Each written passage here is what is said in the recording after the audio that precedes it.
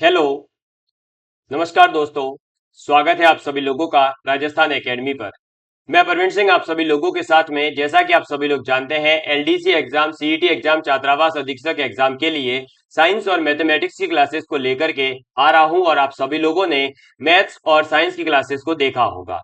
हम लोग लगातार पढ़ते आ रहे हैं। लगभग जो है एलडीसी के अंदर अगर मैं बात करूं तो साइंस की जो पहली क्लास अपलोड करी थी, आज उसको 300वां दिन है। यानी 300 दिन पहले से जो है हम साइंस को पढ़ते हुए आ रहे हैं और लगातार पढ़ने के कारण आज जाते अपना जो है लगभग सिलेबस एलडीसी साइंस का कंप्लीट हो चुका है। आज मैं आप लोगों को बता दूं कि हमने जो है अभी तक सबसे पहले केमिस्ट्री वाला पोर्शन पढ़ लिया था और केमिस्ट्री वाले पोर्शन में ये तीन चीजें थी स्टार्टिंग की। उसके बाद में फिजिक्स के अंतर्गत ये स्टार्टिंग की तीन चीजें अपन ने पढ़ ली थी, चौथी पांचवी छठी यूनिट। इसके बाद अपन ने पढ़ी है बायोलॉजी और उसके बाद में अपन ने जो है एनवायरमेंट वाला पोर्शन जो है वो कंप्लीट किया था और फिर लास्ट में अपन ने जो है ये बायोटेक्नोलॉजी वाला पोर्शन करा है। और इससे पहले जंतुओं का आर्थिक महत्व और रक्त समूह वगैरह ये सब बायोलॉजी के अंतर्गत किए जा चुके हैं। अगर आप लोग जो है अब हमारे YouTube चैनल पर प्लेलिस्ट के अंदर देखोगे तो फर्स्ट टॉपिक से लेकर के आपकी 10वीं यूनिट के एंड टॉपिक तक सब कुछ हो चुका है।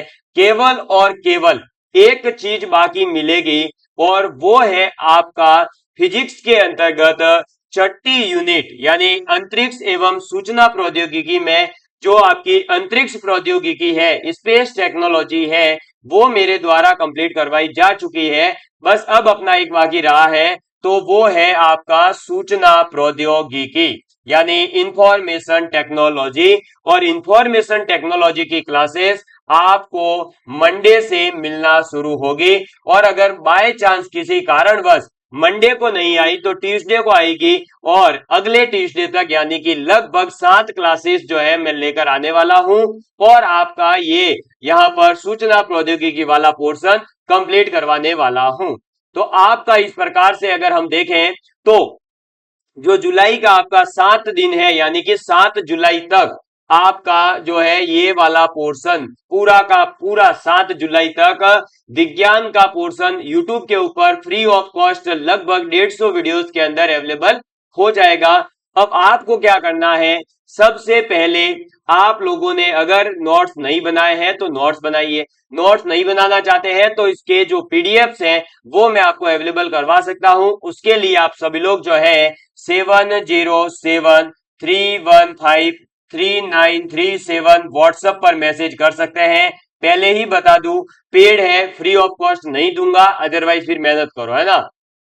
और जो है अगर आपको पेड नोट चाहिए तो इस पे मैसेज करना है। इसके अलावा आपका 15 गुना में नाम आ चुका है तो पर्सनल गाइडेंस के लिए जो हमने ग्रुप बनाया है उसके लिए भी आपको इसके ऊपर मैसेज करना है। इसके बाद में थोड़ी सी शांति ये रखनी है कि चाहे आपने नोट्स के लिए मैसेज किया हो चाहे ग्रुप में जुड़ने के लिए, आप मैसेज करके छोड़ दीजिए। आपका ऑटोमेटिक कार्य जो है वो 24 से 48 घंटे के अंदर अंदर हो जाएगा यानी ऑटोमेटिक आपको जोड़ दिया जाएगा। और आपका पेमेंट आने के बाद जो आप स्क्रीनशॉट भेजते हो वहां पर पूरा लिखा हुआ आता है कि आपको स्क्रीनशॉट भेजना है। स्क्रीनशॉट भेजते ही आपके पास में नोट्स भी जो है आपके 1 घंटे 1 घंटे के अंदर अंदर 2 घंटे में जैसे ही देखते हैं तो आपको नोट्स भेज देते हैं, है ना। अब आप कहोगे तो तब के तब क्यों नहीं देखते, अरे भाई तब के तब और भी तो बहुत सारे काम होते हैं। किसी और विद्यार्थी का मैसेज आ रखा हो, किसी और विद्यार्थी को कुछ बात कर रहे हो या आप ही लोगों के लिए कुछ और अलग से चीजें चल रही हो तो ये हो सकता है। अब देखिए, आपको जो है ये सब करने के बाद में आपके दिमाग के अंदर एक डाउट आता है कि सर हम एमसीक्यू कहां से लगाएं, है ना। तो मेरा आप सभी से निवेदन है कि सबसे पहले तो आप जो सीईटी 12th का एग्जाम हुआ है उसके सभी पेपर लीजिए और उसके अंदर साइंस के जितने क्वेश्चन आ चुके हैं उनको देखिए यानी उनको सॉल्व करिए। इसके बाद में एलडीसी के जो अभी तक के पेपर हैं उनको, है ना, एलडीसी के अभी तक के यानी 2018 तक की भर्ती के जितने भी क्वेश्चंस हैं वो आप देखिए साइंस के, उनको पूरा करिए। इसके बाद में आपको स्टेनोग्राफर जो भर्ती है उसके अंदर भी लगभग आपका सेम ही सिलेबस है।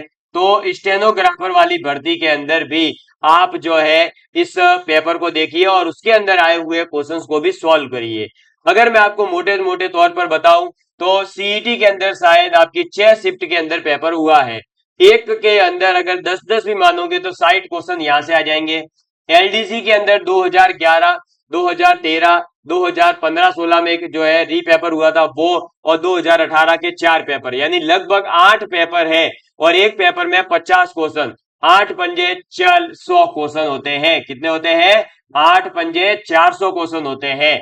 अब 400 क्वेश्चन में से हो सकता है जो कुछ क्वेश्चंस होंगे वो आपके पहले की टेक्नोलॉजी पर बेस्ड, या कुछ जो है ये कह सकते हैं कि आउटडेटेड कोर्स हो, जो है आपका क्वेश्चन होगा। आउटडेटेड कोर्स का मतलब वो उस पर्टिकुलर टाइम के दौरान ही किसी डेट वाइज के अकॉर्डिंग ऐसा पूछा कोई गया हो साइंस का क्वेश्चन, तो उसको छोड़ोगे तो भी आपके पास में लगभग ये, फिर स्टेनो के अंदर भी आपको जो है अच्छे खासे क्वेश्चन देखने को मिलते हैं, तो 50-60 क्वेश्चन यहाँ के आपके मिल जाएंगे।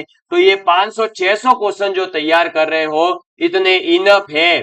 अगर ऑब्जेक्टिव रूप से आपको चेक करना है केवल और केवल, तो ये 500-600 क्वेश्चन आपके एकदम परफेक्ट है। इतने कर लो, आपका काम हो जाएगा। समझ में आ गई बात? इसके अलावा यदि फिर भी आप और कुछ चाहते हैं तो आप कहीं से भी टेस्ट सीरीज वगैरह को ज्वाइन कर रखी हो तो बढ़िया है। हम लोगों ने आप लोगों के लिए टेस्ट सीरीज लाने की सोची थी, लेकिन किसी कारणवश हम नहीं ला पा रहे हैं अभी। और अभी जो है फिर आपको अगली जो बहुत आगे बड़ी प्लानिंग चल रही है उस पर हम कार्य करना चाहते हैं, इसलिए अभी थोड़ा सा हमने इसको डिले करा। आप अपने इच्छा अनुसार कहीं से भी पढ़ सकते हैं। बस आपको पढ़ना कैसे है वो ध्यान रखना। सबसे पहले आप क्या करिए कि जो आपका दिन का एक टारगेट बना दीजिए कि इतना इतना मुझे पढ़ना है, और उस सब्जेक्ट के अंदर उस यूनिट्स को पढ़ लीजिए, है ना। सभी जो जैसे साइंस के अंदर देखें तो 10 यूनिट है, अगर मैं मैथ्स के अंदर बात करूं तो 7 यूनिट है, अगर जीके के अंदर बात करें तो आपके 5 पोर्शन है, उसमें 2-2, 3-3 यूनिट मिला करके 20 एक यूनिट इसकी है ना। तो इनकी प्रत्येक यूनिट आप पूरी पढ़िए। यूनिट का मतलब है, जैसे कि अगर मैं बात करूं तो देखिए साइंस के अंदर जैसे, तो ये 9th नंबर पर देखो क्या दे रखा है कि जंतुओं का आर्थिक महत्व, पादपों का आर्थिक महत्व। तो ये पूरा टॉपिक एक बार पढ़ो, है ना। फिर इससे रिलेटेड कोई क्वेश्चन अगर आपको मिल रहा है तो उसको देखो, ठीक है। फिर क्या करो, इस यूनिट को पढ़ो, इसको पढ़ो, ऐसे टोटल सभी यूनिट है 1-2 बार तो पहले रिवीजन कर लो।